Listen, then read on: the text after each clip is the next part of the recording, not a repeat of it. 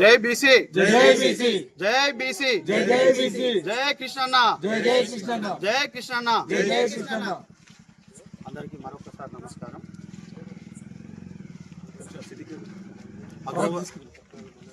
అగ్రవర్ణ కులాలు, ఈ అగ్రవర్ణ కులాల చేతుల్లో కొన్ని వందల సంవత్సరాలుగా బందీ అయిన రాజ్యాధికారం ప్రస్తుతం ఈ అగ్రవర్ణాల చేతుల్లో నడుస్తున్నటువంటి ప్రస్తుత ప్రభుత్వం, గత ప్రభుత్వాలు బీసీల పట్ల చూపిస్తున్న నిర్లక్ష్య వైఖరి, బీసీ రిజర్వేషన్ల పట్ల చేస్తున్నటువంటి మోసపూరిత వాగ్దానాలు, మాటలు, బీసీల హక్కులని, అవకాశాలని అడుగడుగునా తొక్కుతున్న ఈ సందర్భంలో గౌరవ పెద్దలు, రాజ్యసభ సభ్యులు, జాతీయ బీసీ ఉద్యమ నేత, నిరంతర బీసీ శ్రామికుడు, బీసీ ఉద్యమాల ఊపిరి అయినటువంటి గౌరవ పెద్దలు ఆర్ కృష్ణయ్య గారు ఈ చర్చ, ఈ మన బీసీ సంఘాల పట్ల, బీసీ ప్రజల పట్ల జరుగుతున్నటువంటి ఈ నిర్లక్ష్య వైఖరి, ఈ మోసపూరిత వైఖరి స్థానికంగానే కాకుండా గ్రామాల్లో, మండలాల్లో, జిల్లాల్లో, రాష్ట్రాల్లో, దేశంలోనే కాకుండా అంతర్జాతీయ వేదిక పైన కూడా ఈ చర్చ జరగాలి, వాళ్ళని దోషులుగా నిలబెట్టాలనేటువంటి ఒక దృఢమైన సంకల్పంతో, if it's not now it's never, do or die అనే ఒక నినాదంతో అంతర్జాతీయ వేదిక ఉండాలని చెప్పేసి బీసీ ఎన్ఆర్ఐ అసోసియేషన్ని ప్రకటించడం, దానికి నన్ను అధ్యక్షుడిగా నియమించడం జరిగింది. వారికి ధన్యవాదాలు. బాధ్యత, బీసీ ఉద్యమం ఉద్వేగంగా, ఉధృతంగా జరుగుతున్నటువంటి ఈ సమయంలో ఇలాంటి పెద్ద బాధ్యతను నాకు అప్పచెప్పడం నేను గౌరవంగా భావిస్తున్నాను. అలాగే ఇప్పుడు ఉన్న ప్రస్తుత పరిస్థితులను అవగాహన చేసుకుంటే ఒరిజినల్ లెక్కల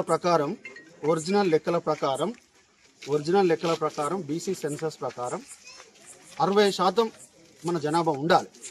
42% అన్నారు. ఆ 42% కూడా మనం ఓకే అన్నాం. ఎందుకన్నాం? చట్టసభల్లో మన నెంబర్ పెరుగుతుంది. ఇప్పుడు ఆ 42% పోయింది, జీవో 46 తీసుకొచ్చి ఏం మన్ను మీద కొట్టుకోవడానికి. దానికి దేనికి 46? ఎవరిని మోసం చేయడానికి? ఈ బీసీ సమాజం, ఈ బీసీ యువత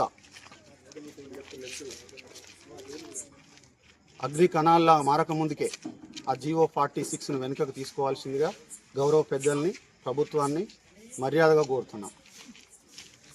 అలాగే మొన్నటికి మొన్న చూస్తే వరంగల్ జిల్లాలో గౌరవ మంత్రి గారిని, బీసీ మంత్రి గారిని ఇబ్బంది పెట్టే ప్రయత్నం చేశారు. నా సోదరి, నా అక్కగారు జై బీసీ అనగానే బ్యాక్ స్టెప్ వేశారు. ఇప్పుడు ఈరోజు చూసుకుంటే కూడా స్థానికంగా మన జిల్లాలో కూడా కైలాష్ అన్న గారికి డీసీసీ అధ్యక్ష పదవి, అదే ముఖ్యమంత్రి పదవి కాదు, ఎమ్మెల్సీ పదవి కాదు, ఒక ఎమ్మెల్యే పదవి కాదు, 100 కోట్ల ప్రాజెక్టు కాదు, అది జస్ట్ ఏ పార్టీ పదవి. అది దానికి అంత జలస్ ఎందుకు? అంత ఇన్ఫీరియారిటీ కాంప్లెక్స్ ఎందుకు మీకు? ఒక బీసీ బిడ్డ పట్ల అంత కోపం ఎందుకు మీకు? ఎప్పుడో పాత వీడియోలు తీసుకొచ్చి ఇప్పుడు ముందులు పెడితే, గతంలో మీరు తిట్టుకున్న వీడియోలు లేవా? మీరు తిట్టుకోలేదా? తర్వాత మళ్ళీ కలుసుకొని హగ్గులు చేసుకున్న సమయాలు లేవా? ఖబర్దార్. ఇప్పటి వరకు జరిగింది ఒక బీసీ ఉద్యమం, ఇప్పటి నుంచి జరుగుతుంది ఒక బీసీ ఉద్యమం. బీసీల జోలికి రావద్దు. ఈ బీసీ యువత, బీసీ సమాజం మరిగే రక్తంతో రాజ్యాధికారం కోసం, వాళ్ళ అవకాశాల కోసం వెయిట్ చేస్తుంది. అలాగే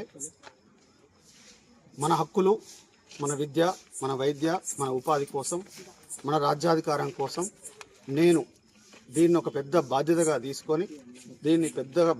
తీసుకొని ఈ ఎన్ఆర్ఐలని ఏదైతే కోరిక నా మీద బాధ్యత పెట్టిండో గౌరవ ఆర్ కృష్ణయ్య గారు, ప్రతి ఎన్ఆర్ఐని దీంట్లో కీలక భాగస్వాములు చేసి మన బీసీ రాజ్యాధికారం కోసం ఒక నిరంతర సైనికుడిలా కొట్లాడతానని చెప్పేసి మాటిస్తున్నాం. అలాగే ఇక్కడికి వచ్చిన ఈ నా బీసీ సోదరులందరూ, ఈ బీసీ సమాజం అంతా నాకు స్వాగతం పలకడానికి వచ్చారు అనుకోవట్లేదు, నాకు స్ఫూర్తినివ్వడానికి వచ్చారు. ఇది స్వాగతం కాదు, ఇది కూడా ఒక రకమైన స్ఫూర్తి. సో ఈ స్ఫూర్తితోనే ఈ యువత కోసం, మన బీసీ సమాజాల కోసం నేను కొట్లాడతానని, బీసీ రాజ్యాధికారం వచ్చేంత వరకు, బీసీలను ముఖ్యమంత్రి పదవిలో చూసేంత వరకు నిరంతర సైనికుడిలా కొట్లాడతానని మరొక్కసారి నా బీసీ సోదరులకు, గౌరవ పెద్దలు ఆర్ కృష్ణయ్య గారికి, అలాగే మిగతా సోదరులందరికీ కూడా ధన్యవాదాలు తెలుపుతూ నమస్కారం.